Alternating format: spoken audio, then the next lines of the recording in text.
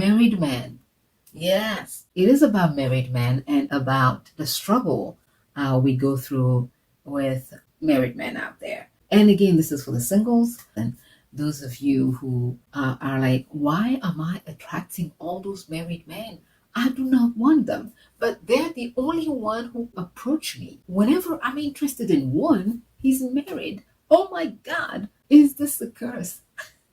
My personal opinion on this one, I think it is a curse. Hi, this is Nana. Welcome to Inspiration by Obey, the podcast for what matters most to the diaspora woman.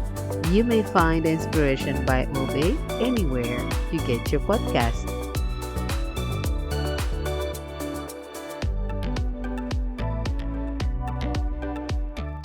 Truly, let's be honest, really. It has become so difficult after a certain age to find men who are free. They say there are more women than men, which is not totally true. However, the society makes it seem like you have more women. Let's just go with that assumption because really the reality is you have the feeling that there are actually more women than men, right? And then for the small pool of men that we do have, some of them don't like women like that. Some of them just want to have fun. Some of them are married. Some of them, they want to be with you. They just don't want to commit because of whatever they went through in their past. And then you have some who just don't believe in marriage. They think you can just cohabitate and live together without an official paper validating your love. So each year you celebrate your birthday and you're looking for single guys, your pool seems to reduce. The fraction goes down and down and down each time. Yes. Now, let's deal with the married man. I've been reading this book from Carl Weber, Married Man. So if you have an opportunity, go and read it. Do we have a solution? I don't know. I'm not sure. I don't think we do. This is the part where you need to know what you want. And you have to stay firm. Because we're not talking about a married man that you see him from far, you're just like, even if he wasn't married, I would not date him. No. We're talking about, I don't know, man. There's Washington knocking at your door. Who else is hot out there? Someone else. Just think about somebody who's very hot and he comes and knocks at your door. He treats you good. He speaks to you good. He makes you feel like a woman. He gives you all that attention. He calls you. He's very attentive to your needs. He's caring. He's supportive. That's the most dangerous part, is to find someone like that who's very supportive about what you do. He gives you advice. He's always there. At least he finds time to be there. And you, in your reflections, in your principles, in your moralities and values, those are not the type of men you should be dealing with at all. But this man is so special. This man is everything you wanted. The only issue is that he's married. He even have children. And you don't mind the children. Things happen. I mean, you're in your 40s.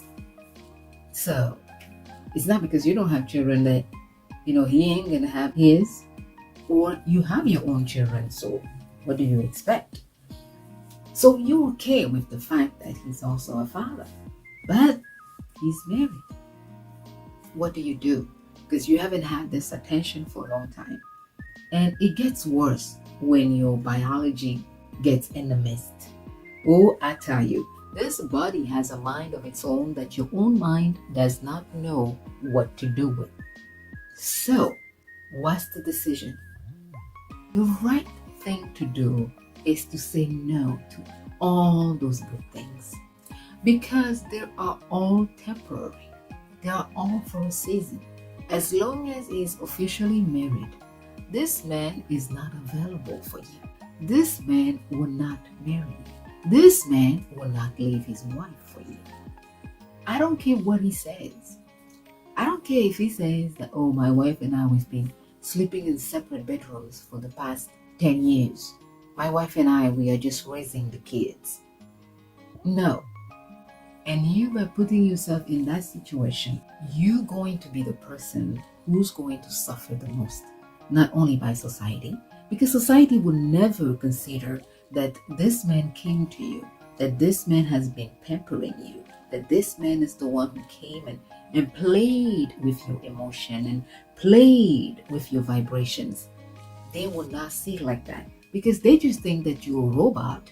And then if someone comes and show a dog a bone, the dog will run away. That's what they think. So for them, they're telling you, just for lack of, better description, imagine that you are a dog and then someone comes and play with a bone in front of you.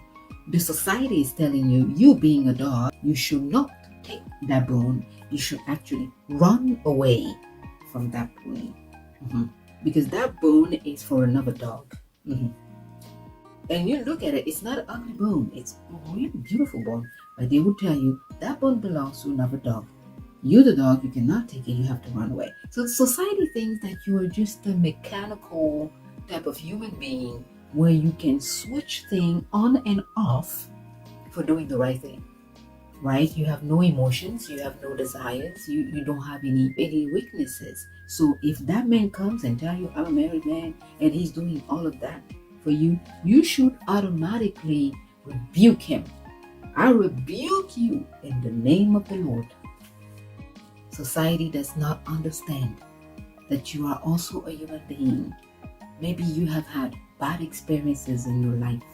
Maybe you have had relationships that did not treat you well, even relationship with unmarried men, single men who have abused you, who have taken advantage of you, who just have not loved you. And now finally you have met this one who's coming from nowhere. There was no setup. It was just a regular meeting. Somebody you met at the store, you just bumped into him. You guys struck a conversation and a chemistry arose from that conversation. As you guys are pursuing your relationship, you come to realize that yes, he's married. This is another facet. This is not someone who built a relationship with you and then consumes the relationship and come back and tell you he's married. No, this is not the case. We are not talking about that. We're talking about someone who's very sincere. On the top of being good to you, he's telling you up front, Mama, me, I marry you. I have a wife, but I like you. I want to be with you.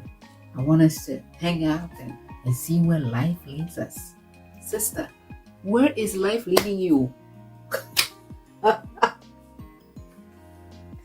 Sincerely, where is the obvious leading of this relationship? Says he's not going to marry you, he's not going to commit to you, and on top of that, he doesn't even consider having a second wife. We will have a video on the second wife later on, because I'm sure by saying second wife, everybody's like, what? And did she say second wife? Yeah, there is also a subject about second wife, and we will have that conversation later on. But he just wants a mistress. He wants a cheeser. In Africa, we call them cheeser. You don't want to be a cheeser. You don't want to become a cheeser. You're educated. So what do? This video is telling you that you have to think about yourself. This is the time you don't think with your heart. You think with your head. Because society will eat you alive.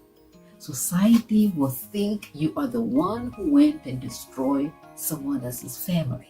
That when your mother gave birth to you, your mission was to run after married men.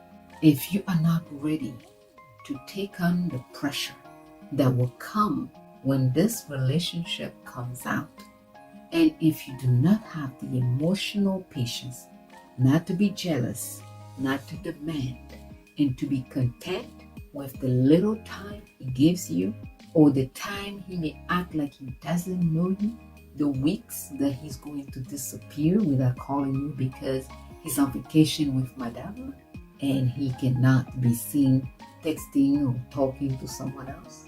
The time he's in front of his business people, he cannot introduce you properly. If you do not have the emotional patience to go through that craziness, stay away. There is nothing good that this person can do for you that's going to compensate for the moment where you will feel rejected, abandoned, neglected, used, and hurt. It's not something that he may want to do because he may really care for you. He may really like you. And maybe if things were different, he would have probably officially asked you out. But that's not the case. So you have to think about yourself. You have to think about what is good for you, what's going to work for you. Love is not always all that. You can't just go by the feelings and the emotions, the butterflies. All of this, they come and go, they come and go.